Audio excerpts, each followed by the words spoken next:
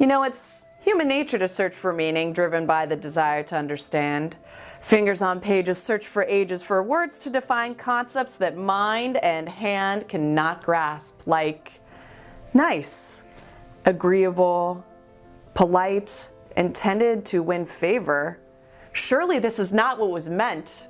We rewind to a time when a skinny young girl, aged 25, received so many courteous calls in her moment of mourning. "I'm sorry for your loss," they said. "Your dad, he's in a better place. If you need anything, just call. We'll check in soon."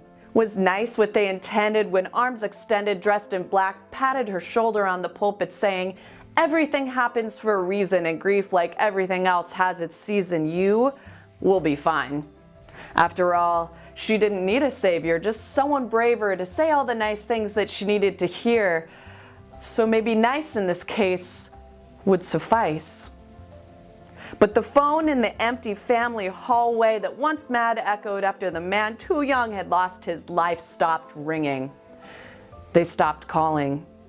I guess it's hard to know what to say after all the nice things have been said, and after all, there's so many times that you can say "I'm sorry" and really actually mean it. So the young girl, she tried to move on her own.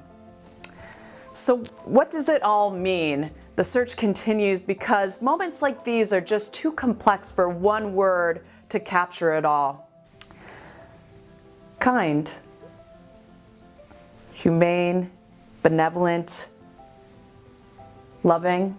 We fast forward to a time when the skinny young girl met a blue-eyed boy in a group gathered on grass. They stood in silence, staring with thoughts batting between lashes, wondering if between the dots and dashes the other would see the things implied between the times they speak that are not said. They continued staring, not comparing, just daring to see the other and the reflection of themselves in their eyes. To no surprise, the skinny girl began to cry as the barrier between them grew increasingly thin. She could no longer hold everything that she'd been keeping within, like her missing the man who had passed too young, the empty hallway, the quiet phone, what it felt like to shoulder all of this alone. And so she stood there sobbing before the blue-eyed boy who did not budge, did not try to cover over her pain with niceties, did not quiet her, did not look away. And so he held his ground, said more in a stare than the other people had said in words. His gaze said, "I will still love you even if you fall apart. You are perfect at your most vulnerable." It said everything that the nice people didn't. Then the moment began to flood. Thicker the falling water became than blood when the two souls began to see each other as themselves. The blue-eyed boy pulled back and looked her in the red, swollen, mascara-smeared eyes, and he said, "You are beautiful."